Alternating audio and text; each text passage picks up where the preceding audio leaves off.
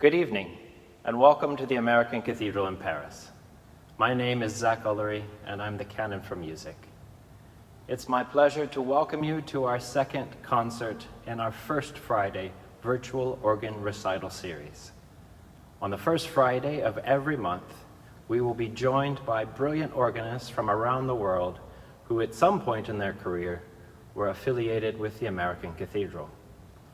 Tonight, we travel to Rochester, New York, where Nathan Laube, our former artist-in-residence and dear friend, will present his recital on the Craighead Saunders organ at Christ Church.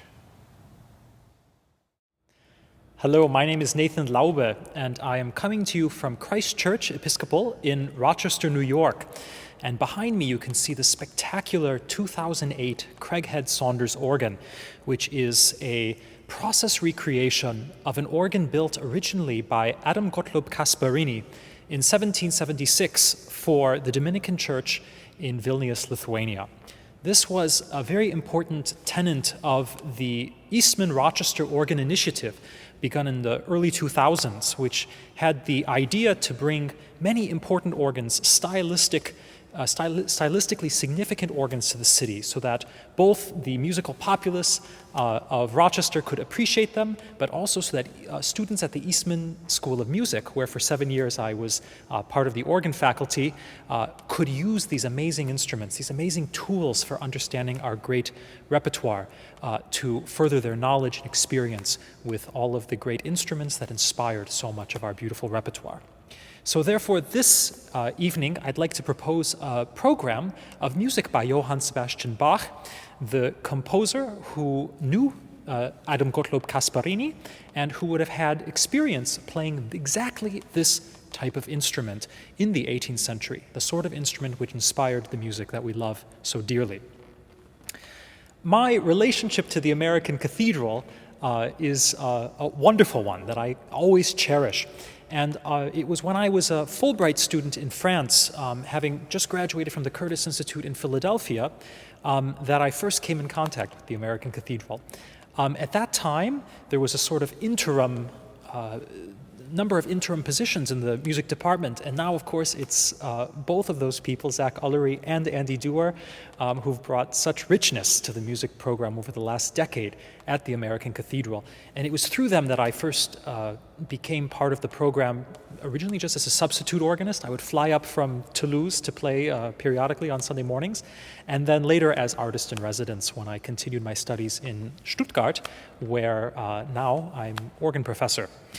So, I was asked to share a story or two about my time there.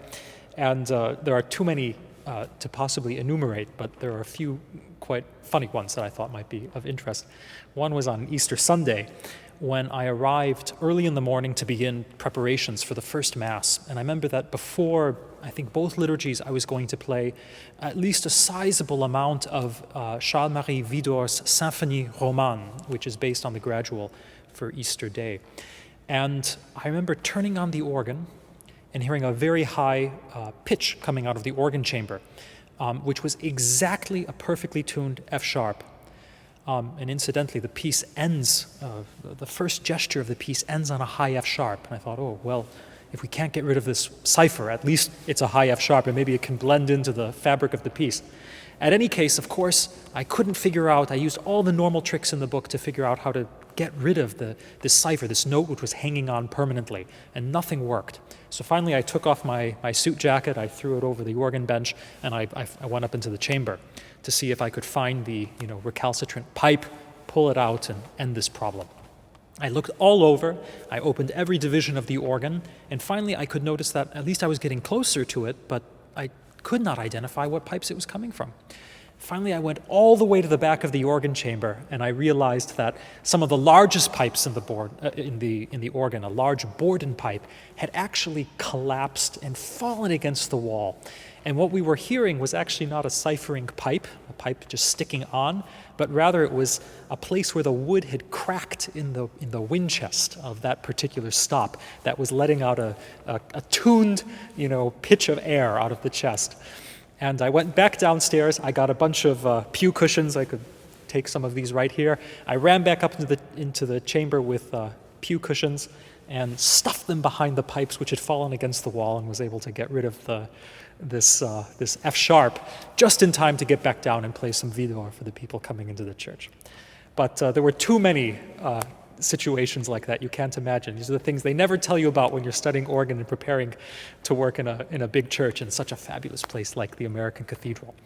But that is to say that this wonderful organ that is there, an instrument which is nearly unique in Paris, in which all different generations and manifestations of the Cavaillé-Coll organ company can be found. First Aristide Cavaillé-Coll and Charles Mutin, and then also Convert and Pleyel afterwards. In this very interesting organ with a lot of unique features for an organ in Paris, it's really important that this instrument gets the love and care that it deserves and once again can sing as it's intended to be heard. So I'm so delighted to take part in this splendid series of great musicians to bring some organ music into this Lenten season in such a particularly strange time in all of our lives during COVID. But it's a great joy to come to you here from Christ Church in Rochester with this magnificent 18th century style organ perfectly suited to this program of Johann Sebastian Bach. The two works that I'll play for you are the Fantasia and Fugue in G minor, a work which probably dates from around 1720, around the time that Bach auditioned for an important church job in Hamburg, the Jakobi-Kirche, with its famous organ by Arp Schnitger. And the theme of the fugue, this magnificently virtuoso fugue, which probably has one of his most athletic pedal parts, was actually given to him by, or at least was recorded by Johannes Mattheson. And therefore we have an idea, Johann Mattheson, and therefore we have an idea of the genesis of this piece. But the first part of the work, this unbelievable Fantasia, full of almost uncharted territory for Bach in terms of harmonic content and sort of Sturm und Drang, this incredible contrasts of light and dark, of visceral outbursts of emotion, and then much more controlled fugal passages. All of the things that make up traditionally the Italian style of toccata, oscillating between all of these different atmospheres, and also different uses of counterpoint and fantasia. This work is singular in Bach's output, and a truly spectacular one. I think that really speaks to this moment in all of our lives.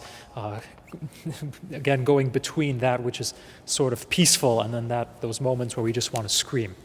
The fugue, of course, is just a rigorous dance. And the second piece that I'd like to propose is very much seasonal work, a Lenten piece, the Partita on Sei gegrüßet Jesu Götti. It's a work which has prompted so many scholars and organists to write a great deal, to try to uncover the hidden message of this work. The text itself comes from the hymn Sei gegrüßet Jesu Götti, but which only has, I believe, 7 verses. And interestingly, this Partita by Bach has 11. Including the theme.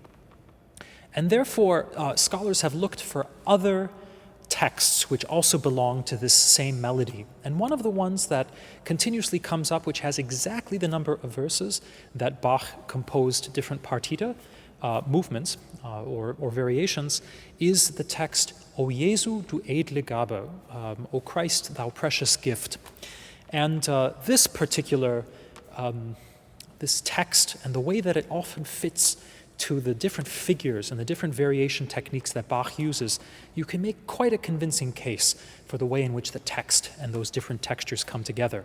And of course, it gives the organist a wonderful opportunity to think about how that text and those textures might suggest particular registrations or particular orchestrations, different combinations of instrumentalists who might be playing together in these different variations. And with such an instrument as this Craighead Saunders organ behind me, with all of these wonderful instrumental colors that would have been so familiar to Bach, all those colors he was always looking for and recommending to be built into organs of his time, those that are full of gravity, those which evoke, for example, the oboe or the human voice, different string stops, etc., and of course, the magnificent gravity-full tutti of the organ.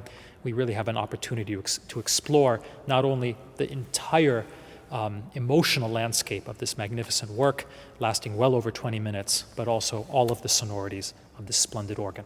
So I'm very grateful for the opportunity to perform for you in a time when so few performances are taking place. And I'm also grateful for everybody here at Christ Church, Stephen Kennedy, the Director of Music, David Higgs, my former colleague here at Eastman, everybody from Eastman and Christ Church, for welcoming me back here. It still feels like home, to re-experience these wonderful sounds and to make music once again here in Christ Church for all of my friends in Paris.